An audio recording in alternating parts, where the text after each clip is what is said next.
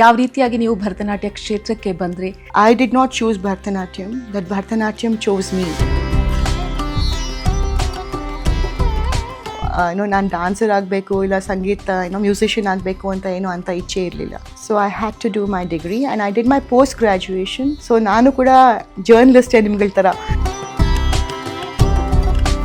ಚೆನ್ನೈಗೆ ಹೋದೆ, ಮುತ್ತುಸ್ವಾಮಿ ಪಿಳ್ಳೆ ಹತ್ರ ಕಲ್ತ್ಕೊಂಡೆ, ಪದ್ಮಭೂಷಣ್ ಕಲಾನಿಧಿ ನಾರಾಯಣ್ ಹತ್ರ ಅಭಿನಯ ಕಲ್ತ್ಕೊಂಡೆ ಆ್ಯಂಡ್ ಕೂಚಿಪುಡಿ ಕೂಡ ಕಲ್ತ್ಕೊಂಡೆ. ಅವಾಗ ನಾನು ಆಗಿನ ಕಾಲದಲ್ಲಿ ಕರ್ನಾಟಕದಿಂದ ಯಾರು ಕೂಡ ನ್ಯಾಷನಲ್ ಲೆವೆಲಲ್ಲಿ ಹೆಸರು ಮಾಡಿರಲಿಲ್ಲ. ನಮ್ಮ ರಾಜ್ಯದಿಂದ ಯಾರಿಗೂ ಅಂತ ನ್ಯಾಷನಲ್ ಫೇಮ್ ಬಂದಿಲ್ಲ ನಾವು ಭರತನಾಟ್ಯಮಲ್ಲಿ ಅಂತ. So I decided that I want to be a nationally well known dancer and I start working towards it. ನಮ್ಮ ಕರ್ನಾಟಕದ ಬಗ್ಗೆ ಮಾತಾಡೋರು ಕಡಿಮೆ, ಕರ್ನಾಟಕದ ಕಲಾವಿದರ ಬಗ್ಗೆ ಹೋರಾಟ ಮಾಡೋರು ಕಡಿಮೆ.